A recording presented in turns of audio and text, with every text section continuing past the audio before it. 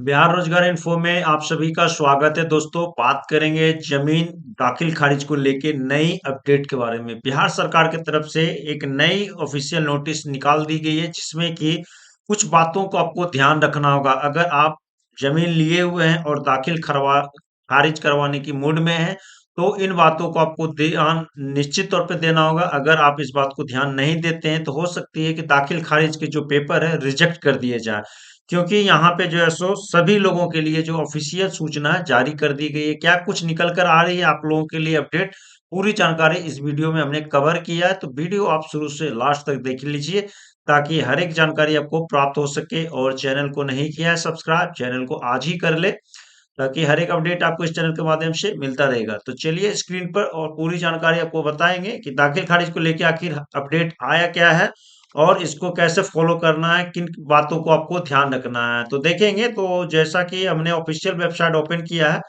Official notice देखेंगे राजस्व एवं भूमि सुधार विभाग की तरफ से दिया गया है। दाखिल खारिज आवेदन से पूर्व ध्यान रखे इन बातों को, यानी कि इस बातों को एकदम ध्यान रखना होगा। योग्य बातें हैं जिसमें कि आपको पहला यहाँ देख सकते हैं कि अगर दाखिल खारिज आवेदन क्रय विक्रय पत्र के आवेदन आधार पर किया जा रहा है तो यहाँ पे ध्यान रखें जमीन का क्रय उसी व्यक्ति से करे जिसके नाम पर जमाबंदी चल रही है। यानी कि पहला तो आपको यहाँ पे बता दिया गया है कि लगभग लगभग आदमी कोशिश करे कि जिनके नाम पे जमीन है उन्हीं से आप जो है सो जमीन लें।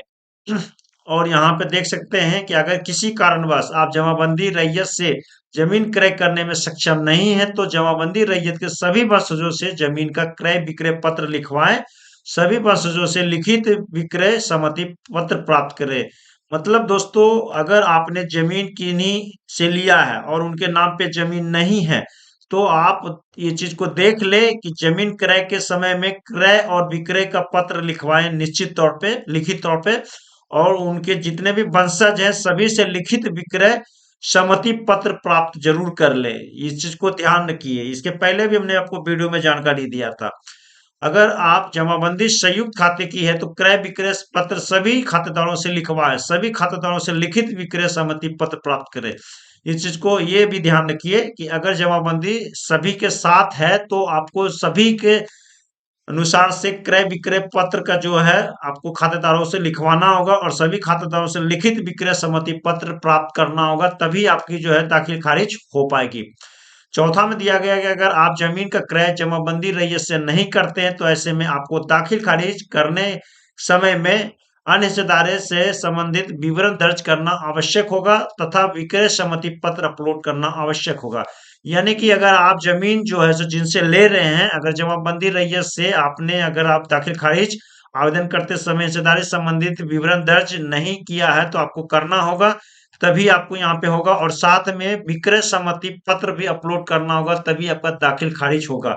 तो नया नियम यहाँ पे चेंज हो चुका है, इस चीज को ध्यान रखिएगा। और यहाँ पे अगर दाखिल खारिज आवेदन बंटवारा के आधार पर किया जा रहा है तो यहाँ पे देखिए किन बातों पे ध्यान रखना है। यानी कि अगर कोई भी आपके नाम पे पिताजी के नाम पे है और आप दो भाई हैं तो आप उस बंटवारा के आधार पर जो है सो दाखिल खारिज कैसे करेंगे इसकी जानकारी देख लीजिए। आवेदन के साथ वंशावली अपलोड करना आवश्यक होगा। यानी कि आपके पिताजी के दो लड़के हैं, दो भाई हैं आप, तो दोनों के नाम से जो है सो यहाँ पे वंशावली पिताजी के नाम से बनेगा और उसमें दर्शाया जाएगा कि आपके भाई को इतना जमीन है और आपको इतना जमीन है। तो उस पत्र को आपको अपलोड करना होगा और यथासंभव निबंधित बंटवारा कराना श्रेष्ठकार होगा। आपसी सहमति बंटवारा दस्तावेज न्यायालय आदेश के आलोक में भी बंटवारा दाखिल खारिज हेतु आवेदन किया जा सकता है। यानी कि आप जो है सो खुद से भी जो है सो बंटवारा कर सकते हैं आपसी सहमति, और न्यायालय आदेश के अनुसार से भी आप बंटवारा दाखिल खारिज करवा सकते हैं। इस चीज को ध्यान रखिएगा, ठीक है। और तीसरा देखिए, दाखिल खारिज आवेदन करते समय अन्य हिस्सेदारी संबंधित विवरण दर्ज करना आवश्यक होगा। इस चीज को आप लोग ध्यान रखिएगा, यहाँ पे आपको स्पष्ट बता दिया गया है इन बातों को ध्यान रखना है। तो अगर आप इस बात को ध्यान नहीं रखते हैं तो कहीं न कहीं आपको दिक्कत होने वाली है। और नीचे दिया गया है कि दाखिल खारिज आवेदन दायर करते समय अगर आपके द्वारा अन्य हिस्सेदार खातेदार से संबंधित तथ्य गलत अंकित किए जाते हैं तो आपका जो है सो आवेदन वो स्वीकृत कर दिया जाएगा, यानी कि रिजेक्ट कर दिया जाएगा। इस चीज को ध्यान रखिएगा।